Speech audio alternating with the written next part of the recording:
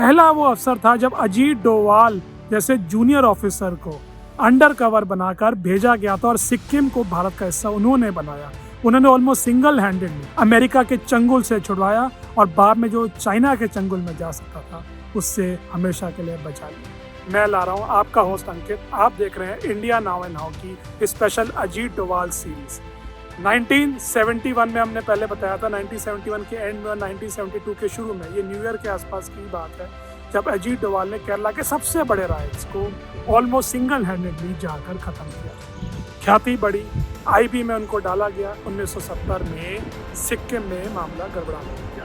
क्यों गड़बड़ाने लग गया? क्योंकि अमेरिका सिक्किम में घुस गया, डायरेक्टली घुस गया, CIA के तौर पर डायरेक्टली घुस गया। अब सिक्किम तिब्बत, भारत, नेपाल और भूटान चारों के बीच में, लेकिन उसको अंग्रेज़ों ने कब्जा कर लिया था। तो जब 1947 में सिक्किम के भविष्य की बात आई तो उसको भारत के साथ मिलाया गया, लेकिन पूरी तरह से वो नहीं मिल पाई। सिक्किम इंडिपेंडेंट कंट्री कह लीजिए, राज्य कह लीजिए, वैसा ही वो फंक्शन करता गया। नामग्याल डायनेस्टी उसको रूल करती गई। हाँ, क्योंकि वो एक तरह से थोड़ा सा टेक ओवर भारत ने कर लिया था, तो उसका जो फॉरेन पॉलिसी है, सिक्योरिटी की बात है या कम्युनिकेशन लेवल्स की बात है, वो सारा का सारा भारत के साथ था। लेकिन बाकी सब कुछ, हर लोकल मुद्दा, ये नामग्याल डायनेस्टी और उनके किंग्स देखा गया। पाल्डेन थोंडुप नामग्याल ये किंग थे 1960 के अंत के दशक में और 70 में।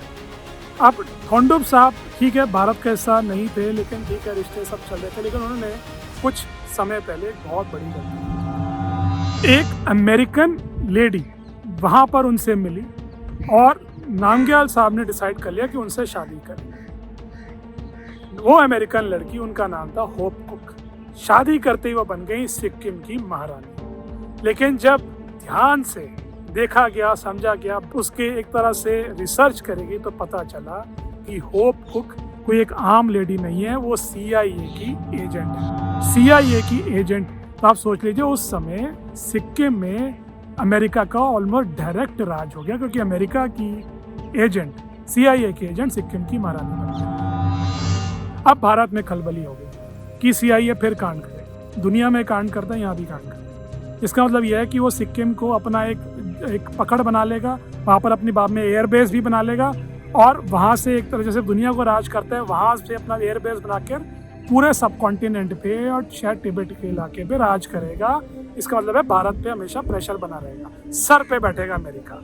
ये भारत को बर्दाश्त नहीं था, तो भारत ने अपना दिमाग लगाया और सोचा कि भाई एक ही आदमी लग रहा है जिसने केरला को सुलझा दिया और जो अभी अभी इंटेलिजेंस ब्यूरो में घुसा है, शायद वही आदमी है जो सिक्किम को भी कुछ करके संभाल सके। कौन है वो आदमी? आपको पता है, Shri Ajit Doval, still junior officer. 71 में अजीत डोवाल को सिक्किम भेज दिया गया as an undercover agent. अब उन्होंने देखा कि पॉलिटिक्स क्या, उसके बाद उन्होंने काम करना शुरू कर दिया। किंग के अंडर थे लेंडुप डॉर्जी, जो प्राइम मिनिस्टर उन्होंने बनाया था, और वो सिक्किम कांग्रेस पार्टी के लीडर थे। हालांकि वो प्रो भारतीय थे, प्रो इंडियन थे, और वो चाहते थे कि भाई किंग विंग को छोड़ा जाए और सिक्किम को भारत के साथ पूरी तरह से विलय कर दिया जाए।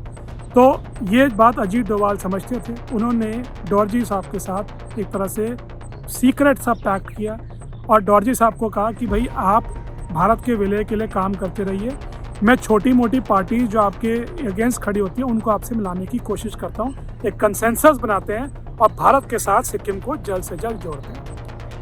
अजीत डोवाल ने यही किया, छोटी मोटी पार्टी से बात करी, उनको अलायंस पार्टनर बना दिया सिक्किम कांग्रेस पार्टी का, और लगभग ये समझ लीजिए कि ओवरवेलमिंग मेजॉरिटी सारी हो गई सिक्किम कांग्रेस पार्टी के साथ, यानी प्रो भारतीय पक्ष के साथ। ऐसा करते करते डॉर्जी साहब पूरे स्टेट में जनता के सामने और पॉपुलर हो। और अब राउंड 2 शुरू होना था। राउंड 2 में ये था कि डॉर्जी साहब किंग को क्रिटिसाइज करेंगे, भारत के लिए बातें करेंगे और ऐसा माहौल पैदा करेंगे अजीत डोवाल के आशीर्वाद से, सिक्किम में प्रो इंडियन सेंटिमेंट्स आएंगे और लोग किंग के विरुद्ध होते चले गए। ऐसा होने लगा।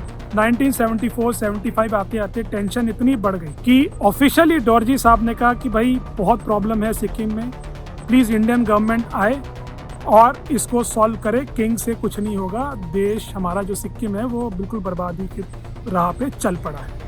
1975 में उन्होंने इस अपील को ऑफिशियली करा और इंडियन पुलिस फोर्स को फिर सिक्किम में एंट्री करवाई गई। इंदिरा गांधी की सरकार थी, इंडियन फोर्स ने और फिर पीछे पीछे आर्मी ने सिक्किम और उसके पैलेस को, जहाँ पर किंग थे, उसको बुरी तरह से घेर लिया।